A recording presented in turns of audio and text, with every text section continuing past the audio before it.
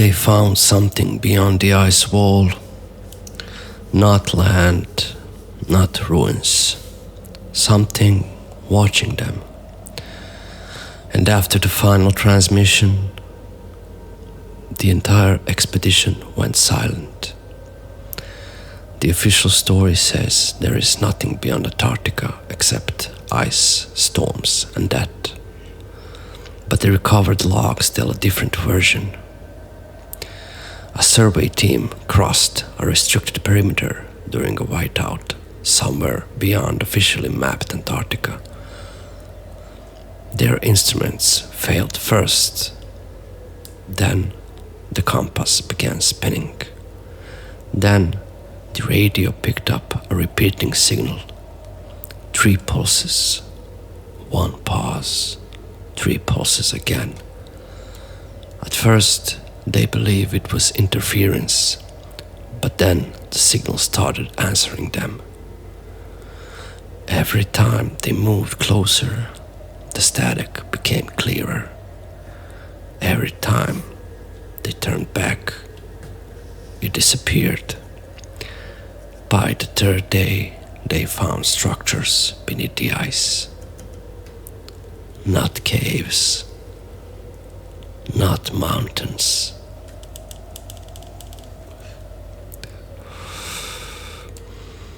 Walls, perfectly straight, too old to be human, too precise to be natural.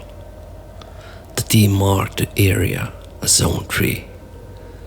That was the last coordinate ever written in the log. The next entry was only 1 sentence. They are standing beyond the lights. No names, no explanations, just that. At first, the team believed the structures were buried machinery, some kind of abandoned military installation hidden beneath the ice. But the deeper scans showed something impossible. The walls extended downward, far beyond the ice shelf itself. No visible foundation, no collapse, no erosion. As if the structure had always been there, waiting beneath the ice. The temperature around Zone 3 also behaved strangely. Outside the perimeter, minus 34 degrees. Inside, almost no wind. One member of the expedition described it as standing inside a dead room. No echoes, no environmental noise, nothing. Even the snow sounded different there. On the 4th night, the team reported movement beyond the floodlights. Not close enough to identify, just distant shapes standing at the edge of visibility. Watching. The logs repeatedly mention one detail. They never moved while being observed directly. Only when the lights shifted. Only when someone looked away. But then, the radio interference had become constant. Hours of static, distorted voices, fragments of speech hidden beneath noise. The same phrase appeared again and again. Return beyond the wall. No one on the team admitted to speaking those words, but they were recorded anyway. One technician attempted to triangulate the signal source. According to the recovered notes, the coordinates led outside mapped Antarctic territory, beyond every registered route, beyond the official perimeter. That was the moment the expedition changed direction. Against protocol, they continued forward. The final documented images were difficult to explain.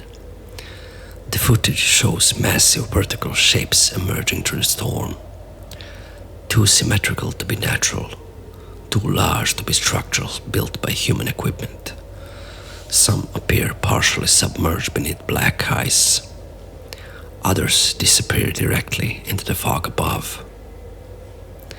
And then, for exactly 17 seconds,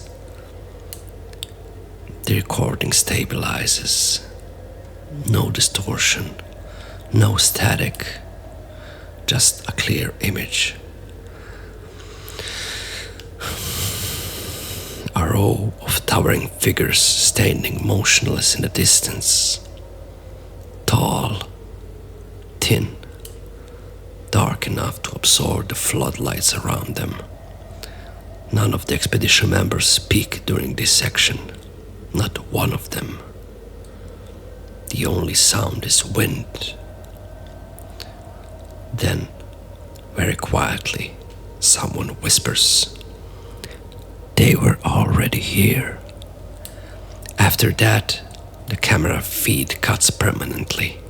The remaining files were never released publicly.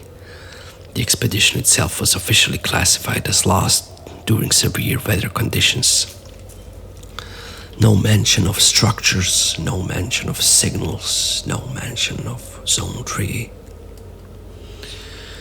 But years later, fragments of the logs began appearing online, usually anonymously, usually deleted within hours, and every version contains the same warning near the end. If the lights stop moving, do not continue forward. One recovered audio fragment lasts only 19 seconds. Most of it is static, but underneath the interference, several voices can be heard arguing. One repeatedly says they need to leave immediately. Another insists the signal is getting closer. Then everything goes silent for 7 full seconds. There is no sound at all. No wind, no equipment noise, nothing. And then a final voice speaks, calm, almost emotionless. It says, "They know we crossed." Researchers who analyzed the fragment noticed something disturbing afterward. The final voice does not match any member of the expedition team, not officially. Some believe the story is nothing more than an internet mythology, a modern legend created from Antarctica's isolation and secrecy. But others point to strange inconsistencies surrounding restricted zones, missing documentation, and unusual satellite gaps near certain regions of the continent. Because, despite all modern technology, there are still enormous areas of Antarctica that almost nobody has ever seen for themselves. And maybe that is the reason stories like this refuse to disappear. Because deep down, people sense something unsettling about the edge of the world. An emptiness that feels intentional, a silence that feels observed. Maybe there is nothing beyond the ice wall.